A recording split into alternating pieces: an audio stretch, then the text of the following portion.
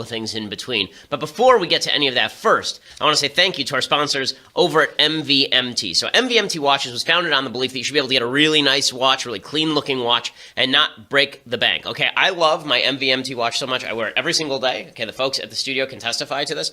It is a fantastic watch. It is really, really nice. And my wife actually needed a watch the other day, and so I picked up another watch from MVMT for her rose gold beautiful watch. She's been getting compliments on it all week. Not only that, but these are more expensive than the things that you get at the store. A watch like this would normally cost a couple $100. It costs like $100 over at MVMT. All of these watches are quality. They keep good time, which is obviously the first necessity. They are minimalist. They're well designed. They don't break. They're really, really nice. Movement watches start at just $95 at a department store. Sometimes you're looking at $400 to $500 for their upper end watches. Movement figured out that by selling online, they could cut out the middleman and lower the price, and it is really nice stuff. Over 1 million watches sold in over 160 countries. Right now, if you go to mvmt.com/Shapiro, mvmt.com/Shapiro, you get 15% off today with free shipping and free returns if you don't like it. mvmt.com/Shapiro. As I say, I wear this watch everywhere. You can see the testimony of me on Capitol Hill. I'm wearing my MVMT watch because I like this watch so much, and you should have one too. mvmt.com/Shapiro. Get 15% off. Again, use that /Shapiro so they know that we sent you as well. Okay, so I just want to remind everyone of how terrible what happened in Charlottesville over the weekend was. There was some new footage that came out yesterday that we weren't able to show on the show because it came out later. Here's drone footage of what happened in Charlottesville when this 20-year-old piece of crap decided to drive his car into a crowd of anti-neo-Nazi, anti-neo-Confederate, anti-alt-right protesters. You can see it from the south. Right, you can see this red car being pushed into the crowd, and people being killed. One person died from this, and another 19 were injured. Pretty frightening and horrifying. And then, of course, the car reversed itself and drove off in the other direction. Just horrifying stuff. Okay, so with that in the background, we're going to get to a lot today. I want to talk about President Trump's new response. Yesterday, he finally came out and gave a speech that he should have given on Saturday, and then his activities afterward, which were not helpful to him. We're going to talk about the left, which has lost its mind. So the left always was going to turn this into a referendum on the entire right. It doesn't matter that people like me have been the lead antagonists of the alt-right for well over a year. They were always going to turn this into some sort of club that they could wield against the entire right and against the Trump administration in particular, claiming that everyone in the Trump administration must be smeared with this broad brush of alt-rightism and racism and bigotry. And that is really nasty, and actually it's exacerbating the problems. What you're seeing is two sides, as I spoke about yesterday, Antifa on the one side and the alt-right on the other side, and the mainstream left focus on the alt-right and willingness to adhere to Antifa, and the mainstream right's willingness to ignore the alt-right and their willingness to go after Antifa alone means that both the alt-right and Antifa will grow. Okay, we're now in a self-perpetuating cycle where Antifa says we have to stop the fascists, and then they act violently, and the right says, well, we're going to side with anybody who acts violently the way these Antifa people are. The alt-right must not be that bad, which of course leads the left to say, well, Antifa must not be that bad because the alt-right represents a broad swath of the right, and therefore we have to fight them tooth and nail because Hitler's around the corner. And they just keep re-enshrining the importance of one another. And you can see it from the left. So the left's activities in the aftermath of Charlottesville have been absolutely egregious. Not just the stuff they're saying, the stuff that they're doing. We'll start with the stuff they're saying. Joy Reid over at MSNBC, she came out yesterday and she said, white nationalists are everywhere. They're behind your bed. They're behind your curtains. They're inside your closet. And they're all over the White House. Here's Joy Reid making this case. What is the alt-right? It's a dressed-up term for white nationalism. They call themselves white identitarianism. They say that the tribalism that's sort of inherent in the human spirit ought to be also applied to white people. That is who is in his government. Sebastian Gorka, who wore the medal of Vitesse Rend, a Nazi organization, being paid by the taxpayer in the government of Donald Trump. The former Publius Decius blogger, Michael Anton, in the government. He is surrounded by these people. It isn't both sides. He's in the White House. They're in the White House with him. Okay, so the two people that you mentioned are particularly bad examples. Sebastian Gorka is not anti-Semitic. The stories about him hanging out with the far right in Hungary, there's some truth to him hanging out with the far right in Hungary, but there's no evidence of his anti-Semitism per se, and the attempts to to link the medal that he's been wearing around to Nazism are really overblown. There was a whole article in that debunked the article in the forward. I think it was from the Atlantic that debunked a lot of this stuff. So the Gorka is a bad example. And Michael Anton, as much as I dislike Michael Anton's writing and think his Flight 93 election essay was garbage, he is not a white nationalist. And so she's picking bad examples. It just demonstrates how the left is tempted to use the alt-right brush to paint everyone. Rich Lowry, who's sitting there, actually went on to chide Joy Reid for doing exactly that. And it's just foolish of the left to do this, because the more they do this, the more they push more people into the arms of the alt-right. A lot of people say, well, if the alt-right is people like Michael Anton and Sebastian Gorka, I guess maybe I'm alt-right. No, you're not, because those guys aren't really alt-right, okay? The alt-right is Richard Spencer, Jared Taylor. They're a bunch of popularizers who have tried to mainstream it by changing the definition, and the left is helping out in that quest. Meanwhile, you see the Black Lives Matter co-founder coming out and saying that hate speech is not protected by the First Amendment. This is an actual threat to the First Amendment of the United States. We saw yesterday Texas A&M canceled some sort of rally, some white nationalist rally, under threat of violence. This is scary, okay? It's not just scary because they're white supremacists, but it's scary because free speech is a right that all of us have, even the people who I think are garbage and have terrible, terrible views. Here's Black Lives Matter saying that if it's hate speech, then it's not protected by the First Amendment. Eminently untrue. White nationalists are actually fighting to take away people's rights. Black Lives Matter and groups like Black Lives Matter are fighting for equality. And hate speech, which is what we're seeing coming out of white nationalist groups, is not protected on the First Amendment rights.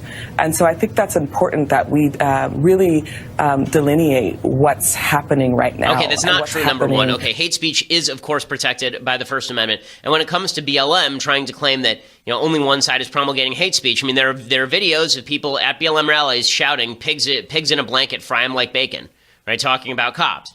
Okay, you remember that it was a guy who was very sympathetic to the means and motives of BLM who shot a bunch of cops in Dallas a year and a half ago. I'm not saying BLM is to blame for that. I am saying that BLM's program is hardly a nothing. Okay, it's hardly just we're trying to defend lives. And they've been incredibly anti-cop. They've incentivized people in Ferguson and Baltimore to riot, and yet they say that all of their enemies must be shut down. This is the danger point. Okay, we're reaching the danger point where people on the left say that the alt-right has to be legitimately shut down, not for violence, but because of what they say. And people on the alt-right say that people on the left, like Antifa, are representative of the entire left. Okay, we're really at a Weimar Republic point where you're seeing battles in the streets, and they've been going on for months, and you're seeing the left exacerbate this. So I understand that the media's all of their sympathy is with the left here because they think that Antifa is not that bad, many of them. They think Antifa is just anti-fascist. That's not just what Antifa is. It's a communist anarchist group that has protested normal conservatives, normal Republicans in Portland. Peter Beinart, who I usually despise, wrote a great piece over at The Atlantic talking about what Antifa has done in cities like Portland, where just a normal group of Republicans wanted to march in their Rose Parade, and the entire Rose Parade had to be canceled because Antifa was threatening. Okay, so you've got a bunch of violent people in the streets from Antifa and a bunch of violent people from the alt-right, sometimes in response like in Sacramento, and sometimes, as in Charlottesville, it's unclear who's actually starting the violence. We just don't know yet. But it's not getting better when the left cheers on people who are moving outside the modes of law in order to enact their supposed agenda. So here's some video yesterday. This happened over in Durham, North Carolina, and here's a picture. Here's video of protesters toppling a Confederate soldiers' monument. You can see how this is working.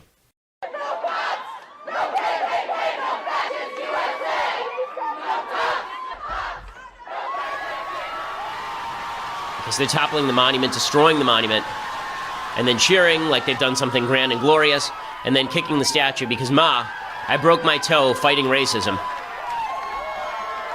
The statue was dedicated in 1924. Authorities greased the statue with cooking spray to help make it harder to climb. But then they stood around while this happened. I mean, where are the cops for all of this?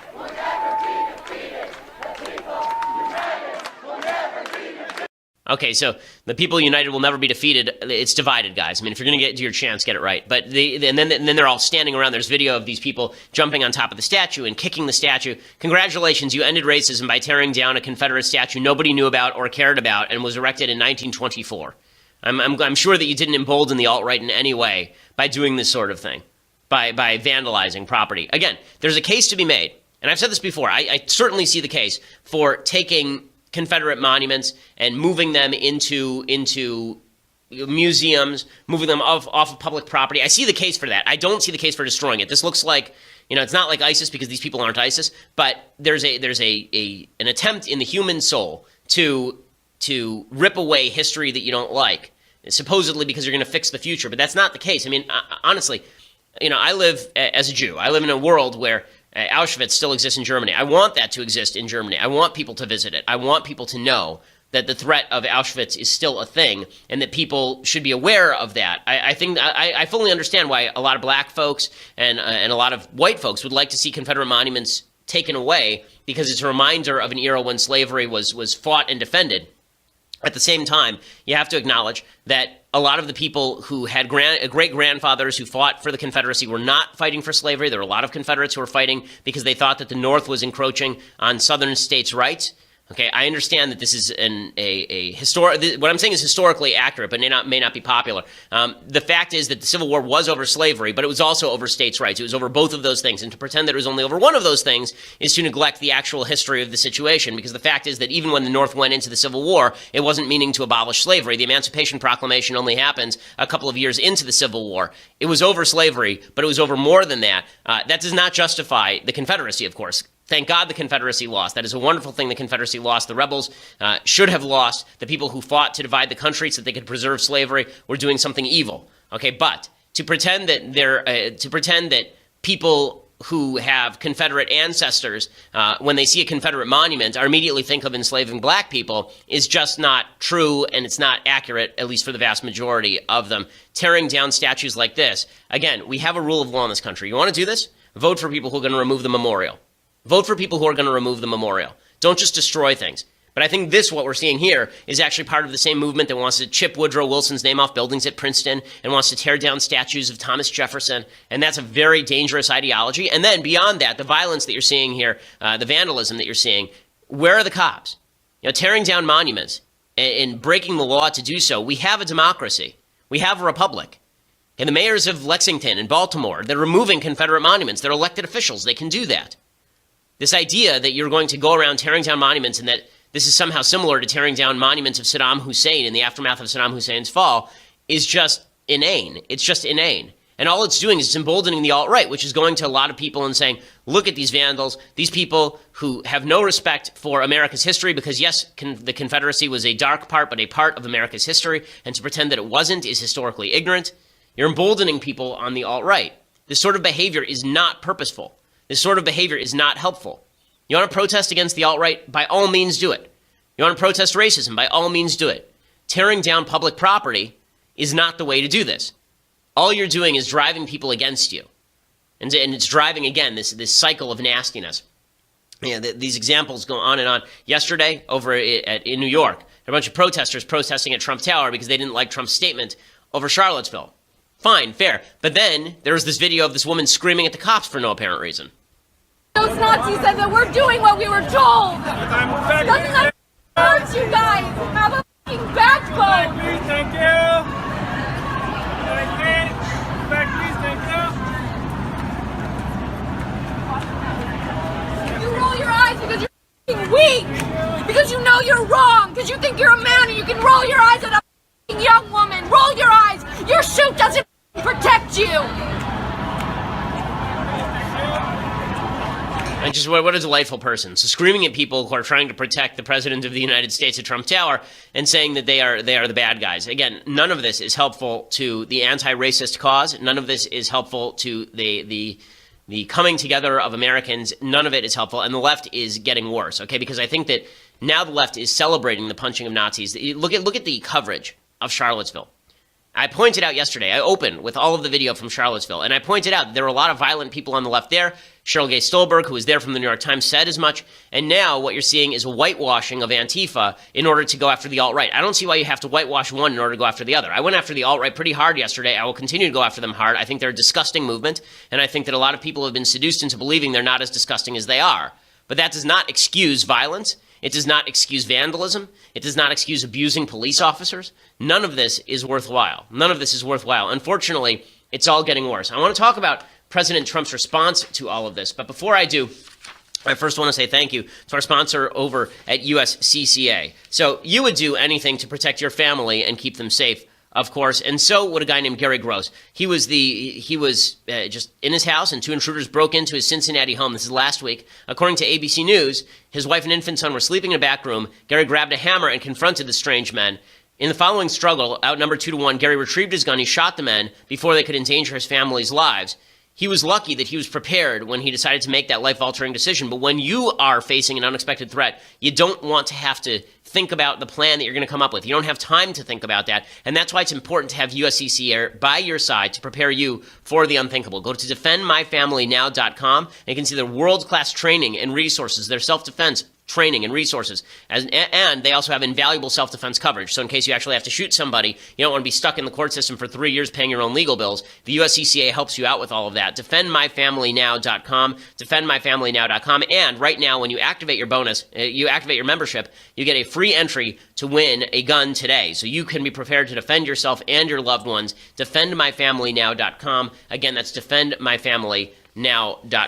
So go over and check that out to defend yourself from an increasingly violent world. I mean, it is getting scary out there. Okay, so President Trump decides that he is going to finally change his statement that he made on Saturday. As you recall, the President of the United States made a statement on Saturday in which he said that there was violence and bigotry on all sides, and he didn't specifically single out the alt-right, he didn't single out the Nazis, he didn't single out any of that, and the result of that was that there was a lot of blowback, and I think right blowback. I think it was correct to have blowback. I think President Trump didn't do enough to disassociate himself from the alt-right, which he'd sort of been winking at. There was a report yesterday that Steve Bannon had been telling him over the weekend. Steve Bannon, who is his White House chief strategist, a guy I know well, former head of Breitbart, a man who said that he was happy that he had turned Breitbart into basically a forum for the alt-right, a guy who helped prop up figures like Milo who were popularizing the alt-right, and so Trump didn't say anything. And apparently he was very angry that he had to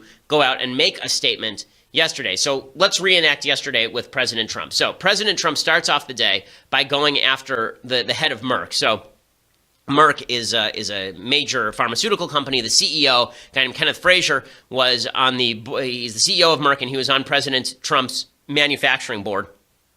After Trump didn't come out strongly enough, in his opinion, and condemn the alt-right and white nationalism and white supremacism, he quit the board. And Trump went out and tweeted.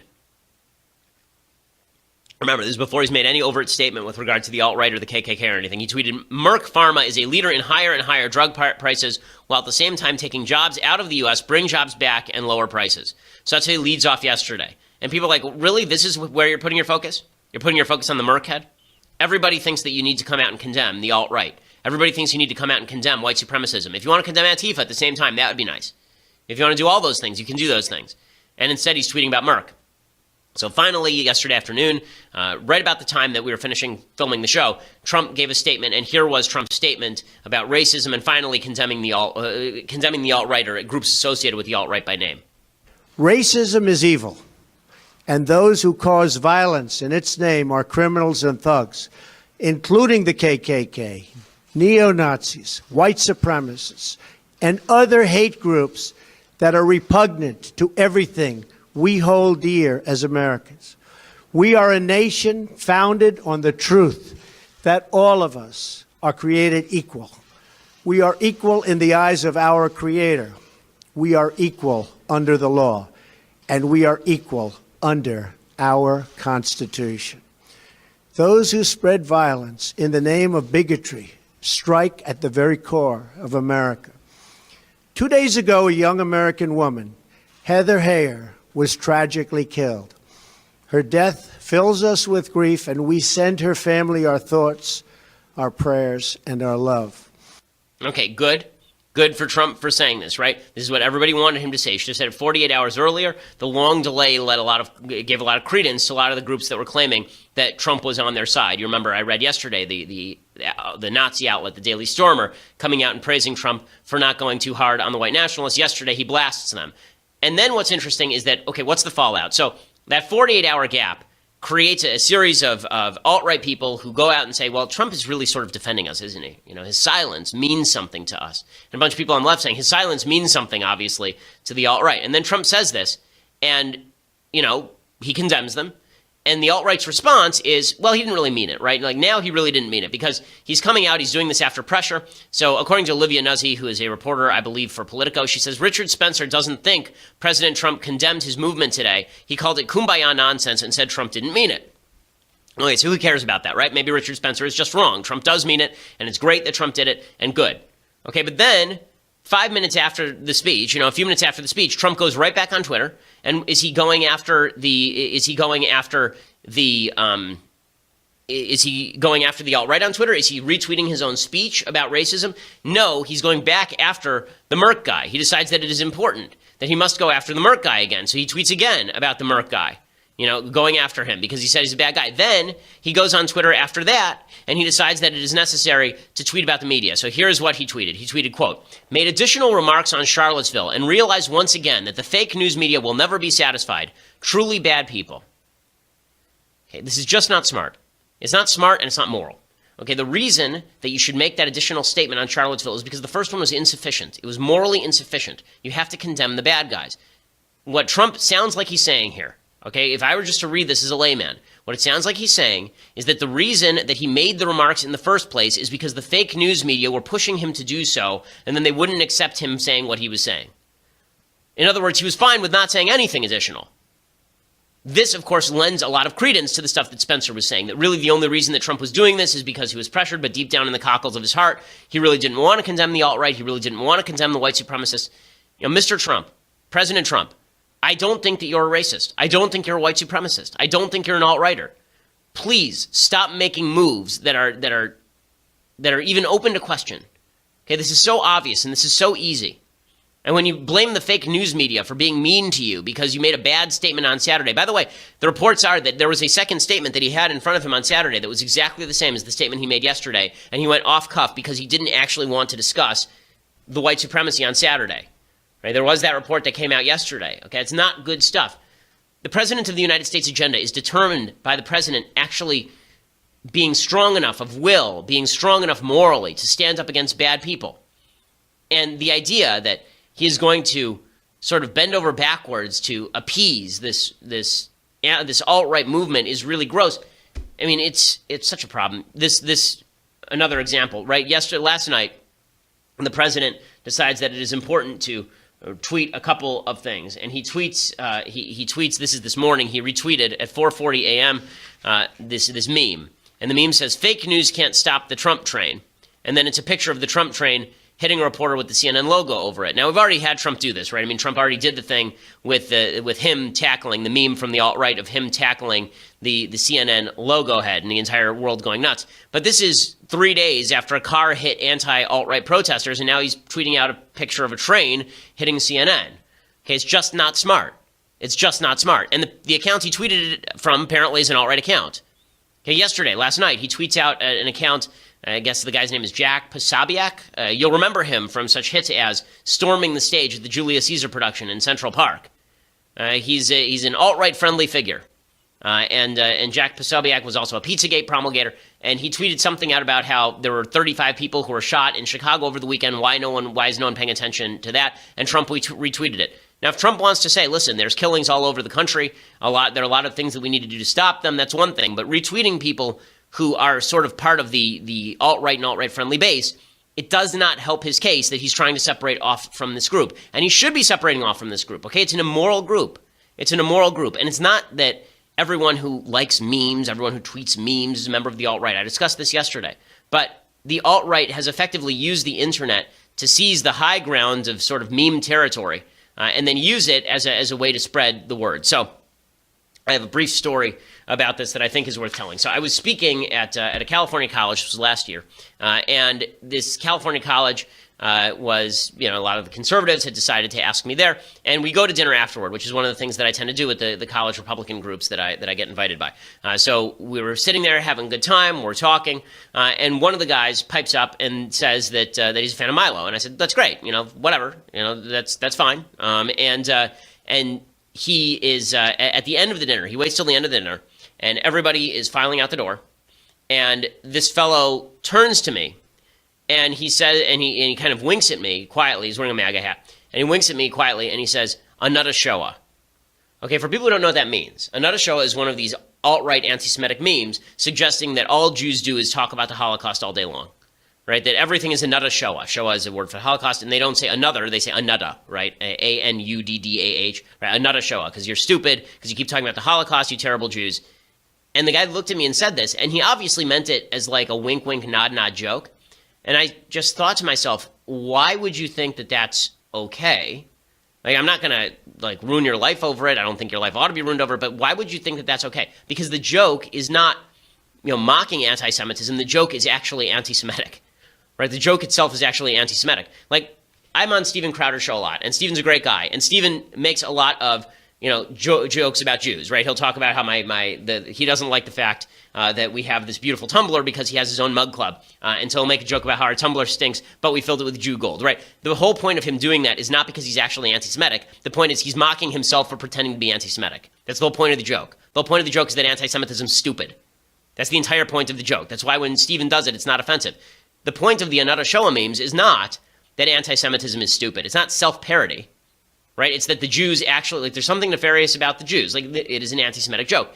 This stuff is being passed around by people who don't know better. I don't think the kid was an anti-Semite. I think the kid was a perfectly nice kid. I think the kid was being dragged into this meme underculture where being frivolous and trolly is seen as a positive good, because anything that pisses off SJWs, anything where people are triggered, means it's a good thing. And so this idea that if you trigger people, that's a good thing. People sided with Trump because they felt like he triggered people. Ticking off the left is more important than being decent or being right. And that's really a negative thing. This is how people get sucked into the maw of the alt-right. Not because they start off as white supremacists, but because they believe that anything that trolls the left must inherently be decent or good. It's a dangerous, dangerous thing. Okay, and again, not everybody who loves memes is a member of the alt-right. The vast majority of people who like memes are not members of the alt-right. But this is how the alt-right recruits. This is how the alt-right seduces. They say they say we're just being dissident and trolly, and we're tweeting out anti-Semitic and racist memes, and it's because the left can't take a joke that they don't like your stuff. Not because they don't like racism or anti-Semitism, but because they can't take a joke. Okay? That is not positive in any way, and the right needs to excise that. And President Trump, please, for the love of God, stop associating with people from the alt-right and retweeting them. I understand you think they're a solid part of your base. I understand maybe Steve Bannon has told you that they're a part of your base you can't afford to alienate. You're the president of the United States, for God's sake. You represent the entire country. Be a man and reject these groups. Stop retweeting them. Stop reaching out to them. These are not people you want to be associated with. These are not people who are winning the meme war for you. Okay, you didn't win the election because of the meme war. I understand the alt-right likes to say that you won because of the meme war. Memes are funny. Memes are wonderful. You didn't win because of the meme war. You won because Hillary Clinton was the worst candidate in the history of mankind. Okay, and I want to get to the media and how they've reacted to all of this and what I thought was an egregious segment on CNN yesterday. Plus, we have things I like, things I hate, and deconstructing the culture. But before we get to any of that, first I want to say thank you to our sponsors over at My Patriot Supply. So right now, obviously, things feel very chaotic. North Korea continues to be a global threat. Russia continues to be a global threat. Al-Qaeda and ISIS continue to be threats. And beyond that, you have natural disasters. This is why you need My Patriot Supply. You need survival food supply for $99. It includes 102 servings of breakfast, lunches, and dinners for less than $1 per serving. Listen, even the government says that you ought to have on hand some food that you can make sure that you have in case of an emergency, because the government can't always get to you, and you shouldn't rely on them, and the grocery stores aren't always restocked. That's why you need survival food supply for $99, 102 servings of breakfast, lunches, and dinners. Order now, 888-803-1413. 888-803-1413 or online at preparewithben.com. That's preparewithben.com. It's just $99 plus free shipping. My Patriot Supply believes in old-fashioned values. They're good people. I know them. Go over to preparewithben.com, 888-803-1413. Folks at the office have tried the food. They say that it tastes like home cooking. Again, it is My Patriot Supply, preparewithben.com, preparewithben.com. Okay, so last night on CNN, the media have decided that part of the problem here is the media likes the ratings that they get off of all this stuff. I mean, there is part of the media that is overjoyed when this sort of stuff happens because the controversy drives ratings. And the left is eager always to label everyone, as I say, a member of the alt-right, no matter whether they're a member of the alt-right or not. And last night on CNN, this panel just devolved because there was a Trump fan named Paris Denard who was a Bush staffer, and Keith Boykin, who's a Democratic staffer, and Boykin just goes directly after Denard and basically says he's not black. I'm offended that you continue to go there, Paris, but the reality is that President Trump has not done enough, and I'm ashamed that you, as an African-American, Paris, will not say that. Well, Keith, I don't need you to try to pull my black card. I am well aware of my blackness and don't need you to try to classify me as being one. I understand what racism is.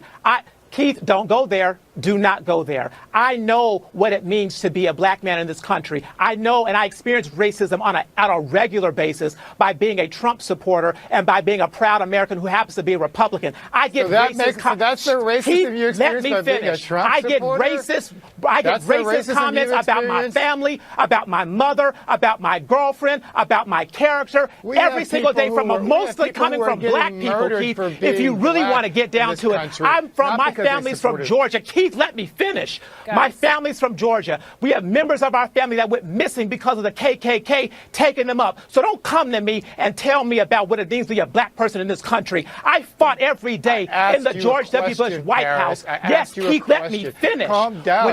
No. I won't calm down because I will not be attacked by you about my blackness because I happen to be a Republican and I listen to our president. Paris, you've really gone off the rails here. I am going off the rails.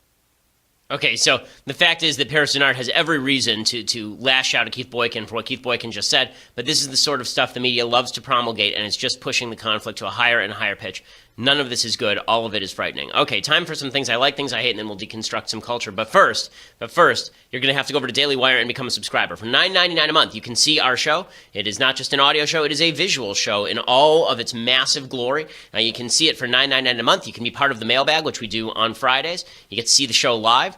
Plus, we post the show again later at dailywire.com. You can see the show without any of the ads, so you can do that as well. dailywire.com, $9.99 a month. If you want the annual subscription, then you get this, the very greatest of all tumblers, hated by Steven Crowder, beloved by the public, leftist tears, hot or cold. It is a glorious, glorious piece of hardware that you will treasure all your life, hand down to your descendants, and finally one day, when future civilizations look back and say, what did they produce? They'll realize the only thing we produced was this leftist tears hot or cold mug that was worthwhile keeping.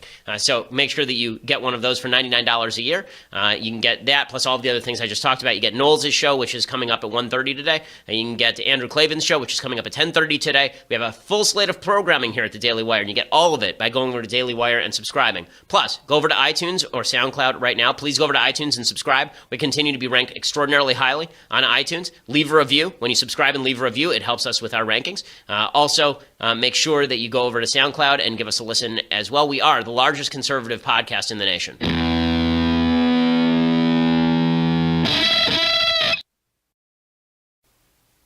Okay, so for things I like today, I want to do an oldie but a goodie because it's I think almost indicative of where we've gone as a country.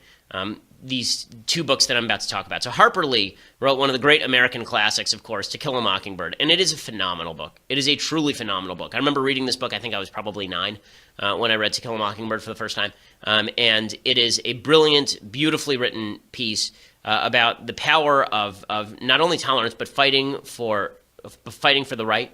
It's just terrific. The movie itself is also very good. You'll spot a very young Robert Duvall as Boo Radley, actually, in the movie. He's in it for 5 seconds. But To Kill a Mockingbird by Harper Lee, just a grand, grand book. The whole book is really an ode to Scout is the main character. Her father, Atticus Finch, and Atticus Finch, of course, one of the great American literary heroes, is a lawyer who defends an innocent black man accused of a crime. And it's all about what it takes what heroism requires. And sometimes it's quiet, and sometimes it just requires standing up for the right things. But what I was going to say is that it demonstrates where we've gone as a country. That in the last couple of years, in an attempt to make some profit, there was another version of this book that Harper Lee wrote that was never published. It was originally written in the mid-1950s, and it was the first novel that Harper submitted to publishers and was rejected. It was called Go Set a Watchman. And it features a lot of the characters from To Kill a Mockingbird some 20 years later, and it's about Scout realizing that her dad was actually a racist, and her dad was actually not so nice, and all this kind of stuff. And this is demonstrative of the fact that To Kill a Mockingbird is about the American dream, and how we need more Americans like Atticus Finch in order to achieve the American dream. And Go Set a Watchman is about how the American dream doesn't really exist. Even the people who you think are heroes are actually villains. And we have to get away from Go Set a Watchman and back to Kill a Mockingbird. We all need to be idolizing Atticus Finch. We all need to be moving in that direction. And we need to get away from the world where everyone's a villain, so if Atticus Finch is a villain, we all might as well be villains.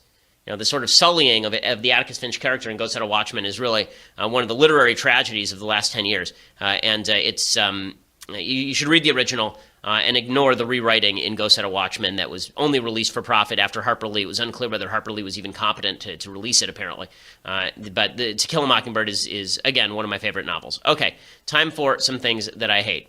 So I haven't talked about this yet, but I think that it is worthwhile noticing. A couple of things. So we'll start with Dennis Prager. So Dennis Prager is a friend of mine, and Dennis was almost rejected from conducting with the Santa Monica Symphony Orchestra at Walt Disney Concert Hall. The left tried to destroy Dennis. They tried to suggest that Dennis was a racist and a sexist and a bigot and a homophobe, and therefore he shouldn't be allowed to conduct the Santa Monica Symphony at Walt Disney Concert Hall, about 2,300 seats. And he was pushed not to conduct the Haydn Symphony No. 51. There were two UCLA professors named Michael Chu and Andrew Apter. They're both violinists with the Santa Monica Symphony, and they wrote in an open letter, "Please urge your friends to not attend this concert, which helps normalize bigotry in our community. Prager's a right-wing radio host who promotes horribly bigoted positions." Dennis does not promote horribly bigoted positions, of course. It's just another demonstration that the left attempts to lump everyone in with the alt-right, and that's why it is so important both that the left stop doing that and that the right actively separate itself from the alt-right and from the racists who would hang around the fringes and pretend to be important members of the movement. This stuff is not justifiable, and Dennis is one of the good guys. And the idea that Disney Hall should have been closed to Dennis just demonstrates the intolerance of the left. It's quite ridiculous. So it didn't work. The New York Times wrote an article on the issue. The Hollywood Reporter wrote an article on the issue. And it just shows that when the right stands up and says we're not going to stand for being called racist, sexist, bigots, homophobes when we're not, then people back down.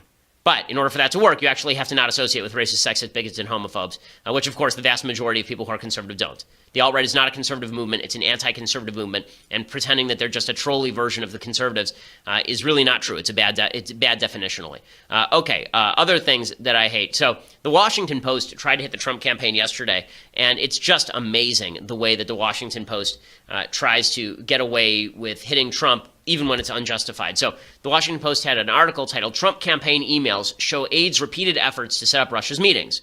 Okay, from that headline, you would gather that someone in the Trump campaign was actively attempting to set up meetings with the Russians with the oversight of the Trump campaign. But the article itself says, in paragraph 3, the proposal sent a ripple of concern through campaign headquarters in Trump Tower. Campaign co-chairman Sam Clovis wrote that he thought NATO allies should be consulted before any plans were made. Another Trump advisor cited legal concerns, including a possible violation of U.S. sanctions.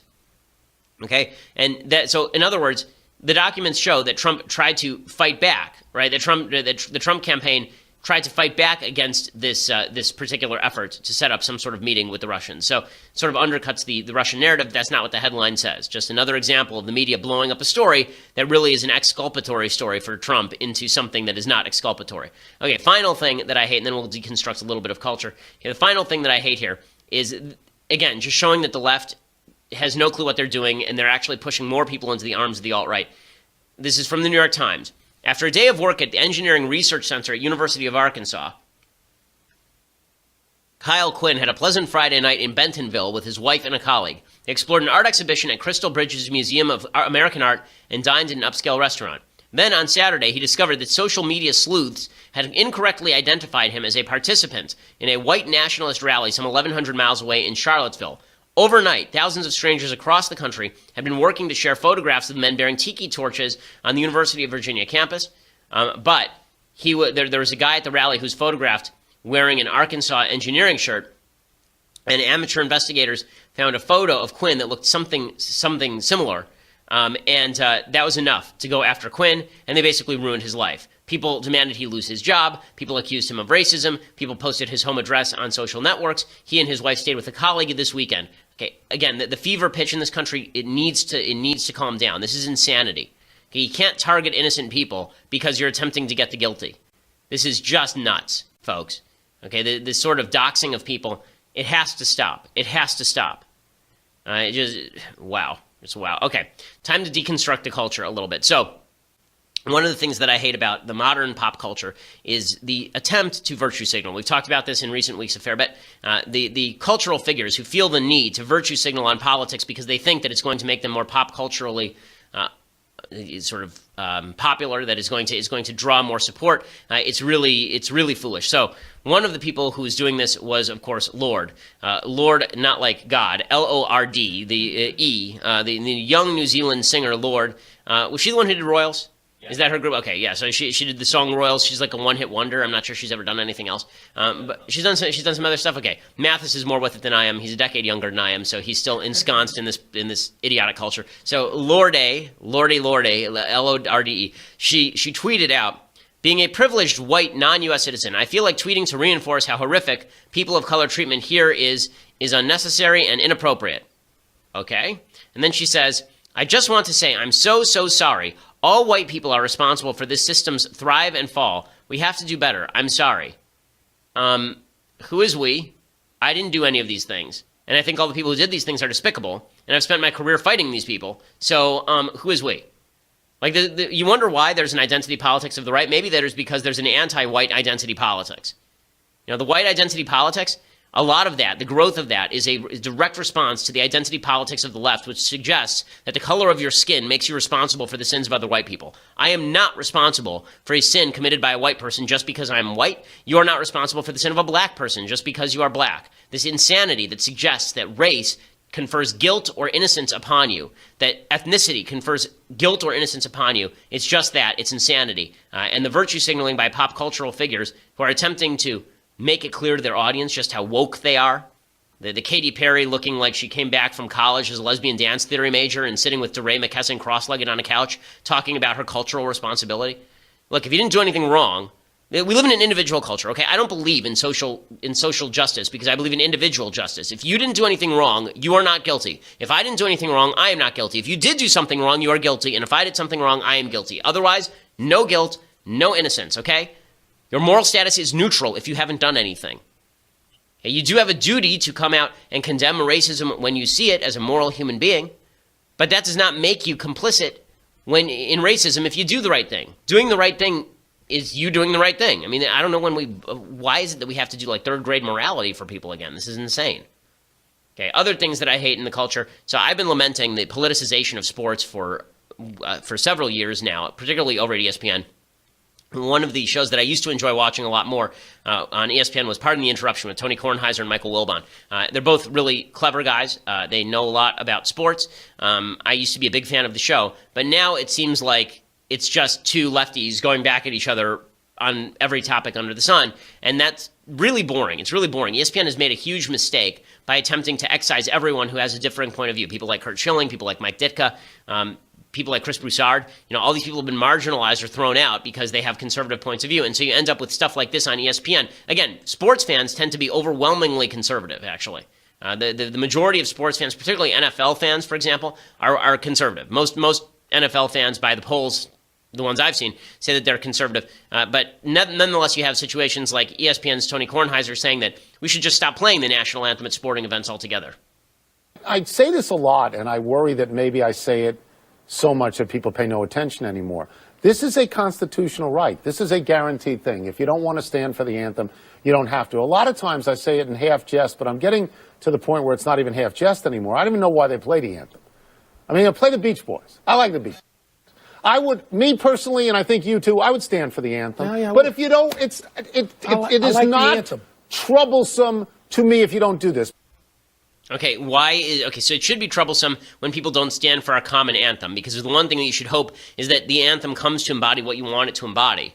Okay, suggesting that America is thoroughgoing racist is nonsense. Of course, Kaepernick and everybody else who's kneeling for the anthem has the right to kneel for the anthem. It's America. You get to do what you want. But the idea that we should stop playing the anthem at all so as not to offend the delicate sensibilities of people who don't like the flag, what a bunch of horse manure.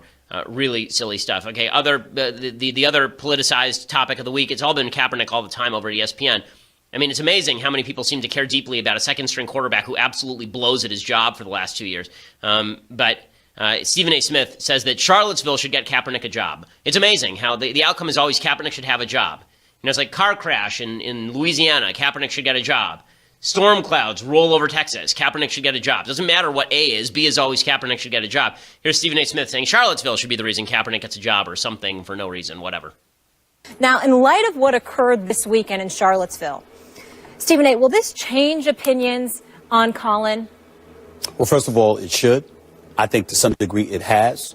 And I want to state for the record that it damn sure had better change the opinions of owners within the National Football League. Quick, fast, and in a hurry. Not just quick, not just fast, but quick, fast, and in a hurry.